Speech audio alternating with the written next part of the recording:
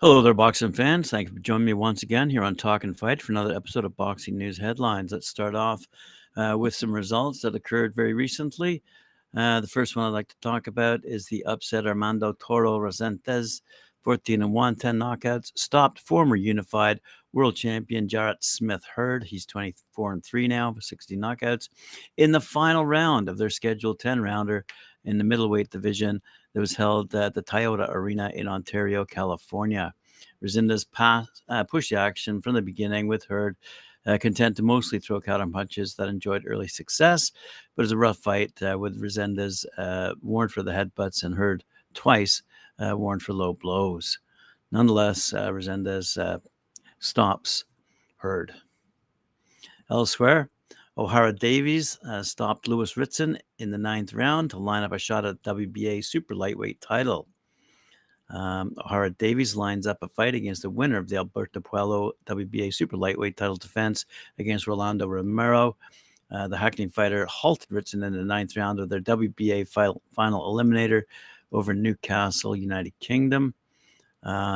He unloaded a short right hand followed by a left hook to the body that sent Ritson crumbling to the canvas at the Newcastle Arena as Davis emerged victorious from their eliminator fight. Alberto Puello, by the way, will defend his WBA belt against Rolando Romero next, but Davies is now waiting in line for his own title fight. Ritson, a former British lightweight champion, had landed thudding jabs in the early rounds, but a steady barrage of body shots from Davies began to take their toll. A spiteful shot from Davies rattled the ribs of Ritson in the 6th, and he received more punishment to the body before closing came in the 9th. On the undercard, by the way, Thomas Patrick Ward's hopes of a world title fight were ended by a 5th-round stoppage to Otabek Kolmatov. Moving along, we see that we may have witnessed a knockout of the year contender in Mexico on the recent weekend of results. Super featherweight contender Eduardo Nunez of Los Muchos absolutely vaporized countryman Jesus Martin Haiza with a huge right hand to the jaw in the 2nd round of their fight in Mexico. Nunez, who's a super featherweight contender, he's now at 24-1 record, 24 knockouts, stole the show from the headline fight last Saturday, which was on DAZN, by the way, with his brutal one-punch second round knockout victory over the previously unbeaten Keisha. So he's 17-1 now, 8 knockouts down in, as I said, Mexico. Keisha looked badly hurt from the knockout, and as he was legitimately knocked cold by the right hand from Nunez, that shot exploded onto the chin of Keisha, sending him down like he'd been shot from a .44 Magnum revolver in the 2nd round. This is courtesy of my friend Dan Ambrose over at BoxingNews24.com.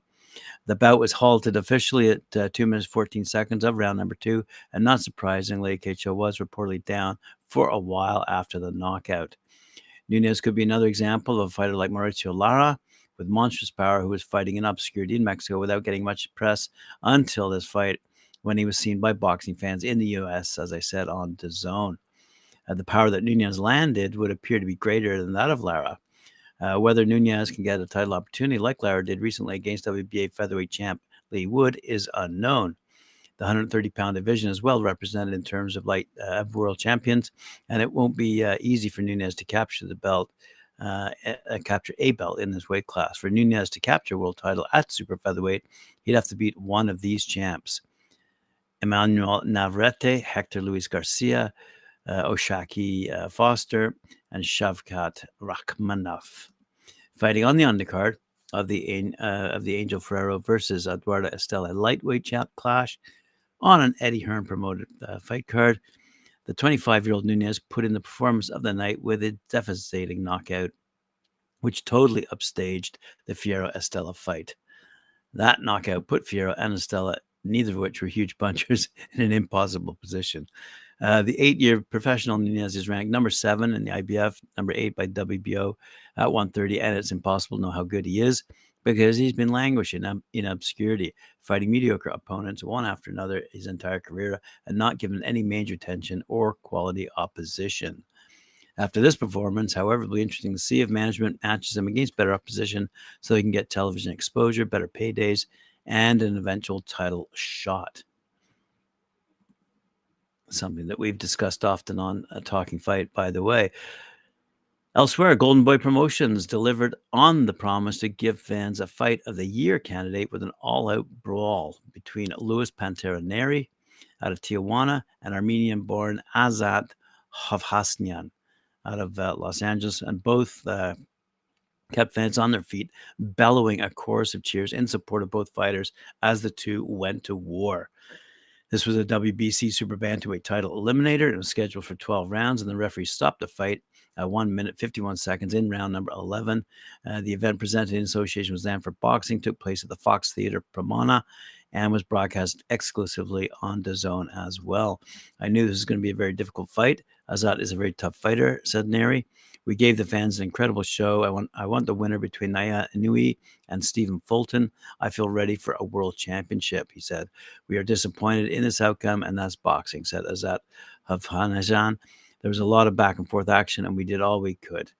Special VIP guests of the night included Chairman and CEO of Golden Boy, Oscar De La Hoya, Golden Boy partner Bernard Hopkins, Mayor of Pomona, Tim Sandoval, former 7-time world champ and Hall of Famer Sugar Shane Mosley, actor Maria Lopez, 3-division world champ Vasily Lomachenko, and Golden Boy fighters Zurdo Ramirez, Scrappy Ramirez, Alexis Roja, Jose Gonzalez, and Yocasta Valley, and more. So it must have been one heck of a fight, one heck of a great crowd, and good to see the result. Anyway, let's move along to the final story of the day. This is courtesy of Umar Kremlev, the IBF president, who says that Russia and Belarus boxers should be able to compete at the Olympics, despite the recent announcement of boycotts by several countries from around the world with respect to the upcoming World Championships that the IBA is promoting. The IBA had lifted a ban on Russian and Belarusian boxers in October against the International Olympic Committee's guidance following Russia's invasion of Ukraine that began in February of 2022. But Kremlev said they should participate. It should not be the same kind of privileges given depending on the circumstances. Each international association should have these standards. We, as an international association, must protect each athlete, and we must understand that for athletes, the most important thing is when the anthem plays and when their country's flag is raised. The IOC can give recommendations. Their charter clearly says that it is impossible to punish the athlete or to infringe on his or her rights. The IBA has opened disciplinary proceedings against 11 countries over their planned boycott of the World Championships due to the inclusion of Russian and Belarusian boxers. The disciplinary action targeted USA Boxing, Boxing Canada, Czech Boxing Association, Swedish Boxing Association, and several others. Said Kremlev, we have a clear regulation regarding this. If someone plans to boycott or something like that, they'll face a disciplinary committee. No sports official has the right to set the athlete's country's borders. If you condemn the war, then you can participate. Last year, the IOC raised the possibility of excluding boxing from the 2024 Paris Olympics. The IBA was stripped of its participation in the Tokyo Olympics, and boxing is not on the initial program for the 2028 Los Angeles Games. So Kremlev concluded by saying, scaring the IBA and the boxing family in general with the threat that boxing could be excluded if that happened. The Olympics should not see it as just losing boxing, but losing the most beautiful sport. So there you have it, boxing fans. All the news fit to print for today. Thank you for joining me. Appreciate it. Remember to like, share, subscribe, hit that notification bell. And we'll see you later on at 4 p.m. when I join Mike Gore and Cedric Ben for their show at Knuckle Up.